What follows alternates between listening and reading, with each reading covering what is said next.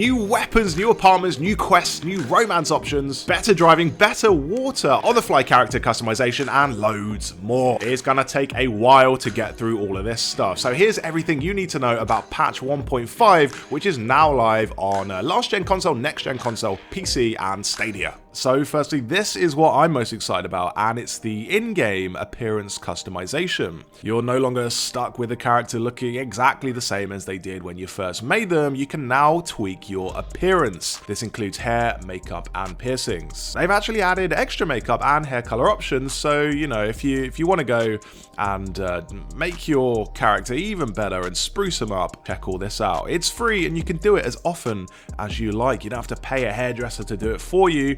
Just go to your mirror in any of your apartments or your safe houses and you can use this option. I mean, it should have been in the game from the start, given how much of an emphasis the game puts on, you know, appearance and looking cool, but you know, at least we got it now. Next up, we have the 4 new apartments, which look absolutely amazing. I mean, they're not free, you will have to pay for them because that's just how housing works, but thankfully it's a one-time fee, not like a monthly rental payment or anything like that. To get your apartment, just visit the website in your apartment using your computer, or you can select them on the map and pay at the door. Notice the improved map screen, by the way. The icons are bigger and there's better filtering, so you can select your apartment and see exactly where they are. 4 new apartments do vary in cost and quality and size, but they're all really nice, as you can see. Great interiors and really even better views. I just love looking out the window here at the traffic going by. And there's a lot of stuff to do inside. Here's a little walk around all 4 of them. So you can take a shower, which gives you the refreshed status effect. This means you'll be able to regenerate half of your health back automatically. You can brew coffee, which makes you energized, and that means you'll have 25 plus stamina and 30 plus stamina regen. You can watch TV as well. You could do that in your old apartment, but it's nice to have a little change of scenery. So you'll probably do that for about 5 seconds before you get bored. And you can, of course, go to sleep, which regenerates your health and lets you gain plus 20% skill XP. Finally, all apartments share the same stash, so store a gun in one place and you can find it in another one. There's also a new option to customize your first apartment for 10,000 future dollars. What are they called? Euro dollars? I think they're called Euro dollars. That's good because before the only way you could customize your place was if you modded it, which I did. And these options kind of look similar, so you know, I wouldn't be surprised if they actually got in touch with the modder who did the original apartment customization and paid him or her. It's more, you know, it's a similar kind of palette swap that person did. Like, they don't add any furniture or anything like that, but it's pretty cool that you can just decorate it anytime you want. I really like the pink one. The pink one looks very nice. I'm going to go with that. On to the new weapons, because after all, this is a game where you shoot a lot of people. And we have 2 new weapons to try out. The first is the Dara Polytechnic Umbra, which is a power assault rifle. The second is the Budget Arms Guillotine, which is a power submachine gun. So 2 new weapons to shoot people with, always good. And they feel really nice to use, actually. I do like them. Added to that, we have 4 new weapon scopes. These are the Kang Tao Ju long scope, the Tsunami Gaki sniper scope, the Arasaka Kensuga short scope, and Handyman short scope. Finally, there is a new type of attachment in the game, the muzzle brake. There are 10 of these in total, and that's across handguns, assault rifles, submachine guns. To get all of this, all you have to do is go to one place, and that's Wilson's Second Amendment store in Mega Building H10, which is the place of your starting apartment. Or you can find them organically out in the world. Some people will drop these weapons. Alright, next up, check it out, light up tires. How cool is that? I love these. Your bike tires now have neon rims. To light up your tires, click the left stick in, or you can press the E key and you can turn it on and off. I really like it, yes. There are loads of changes to the driving model in the new Cyberpunk patch. The devs have basically retuned every vehicle in the entire game. Lots of new tech in the cars and bikes, and one of the new driving systems is called burnout mode. To trigger it, just hold the gas and the brake and you can do things like donuts. Drifting is way more fun. You can even do a drag race by spinning the tires and doing a quick launch, and as you can see, your car just launches straight off from like 0 to 60. It feels a lot deeper and less arcadey driving around in Cyberpunk now. So the engine simulation has been improved with better resistance when shifting and better feeling of clutch management.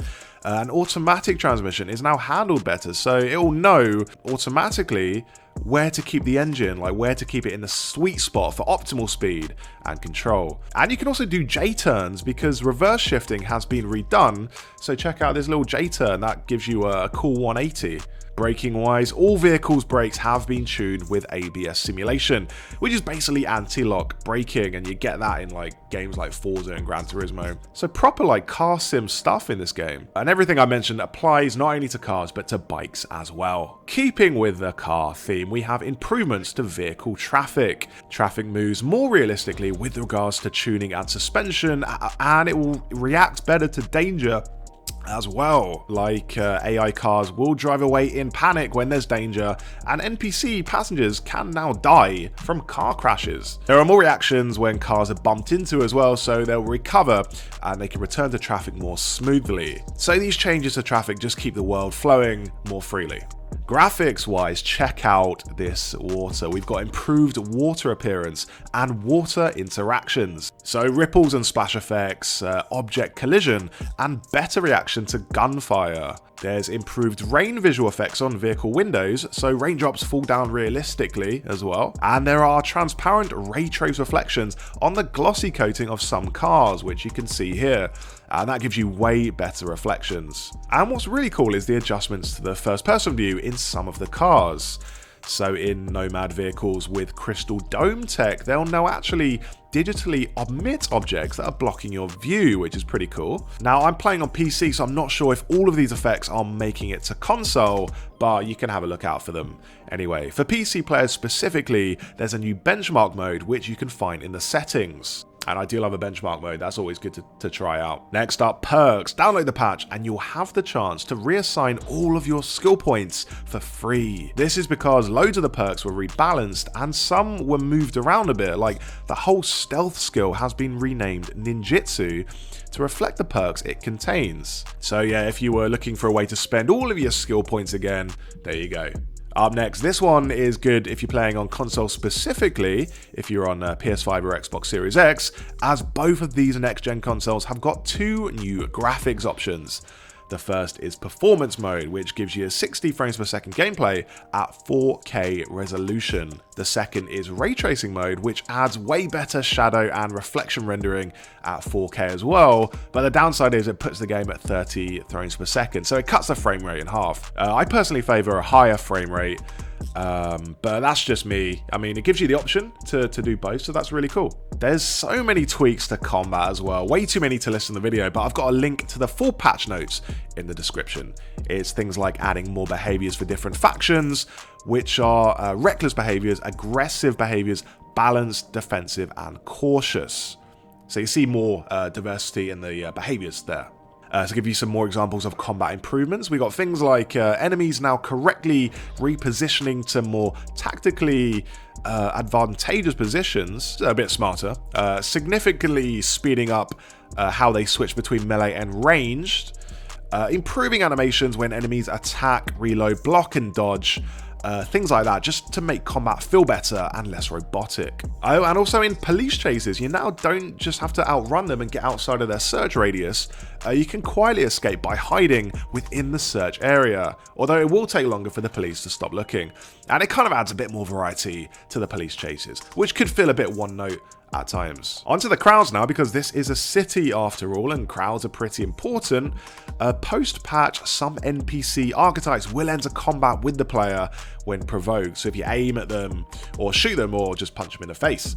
There are some secret aggressive members of the population, and when it all kicks off, there are improved crowd reactions as well, so path finding and despawning. Crowds are more diverse as well, so you'll see a lot less repeating of NPC models, and there's way more variety in the conversations across all of the districts. Alright, we'll end with a sort of roundup of some of my favourite miscellaneous things added across the open world. So for starters, there are extended romances with Panam, Kerry, River and Judy. So there are interactions you can have with them, new messages, and you can also sleep in their bed, that's all I'll say. So go visit them and flirt your way across Night City. You can also reject non-essential or hollow calls.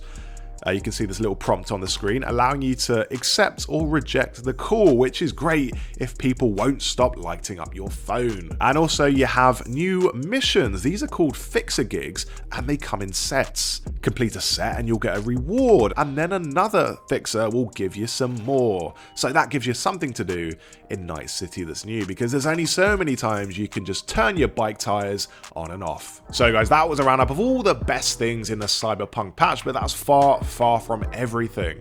For a full list of the patch notes, check the link in the description. CD Projekt Red even said in the patch notes they've added a few secrets across Night City to be discovered by players, which is about as vague as you could possibly get, but you just know some players are going to find all those almost immediately. Thanks for watching, and for more Cyberpunk videos, make sure to subscribe to the channel. New poses as well, there are new poses to do. I forgot about that.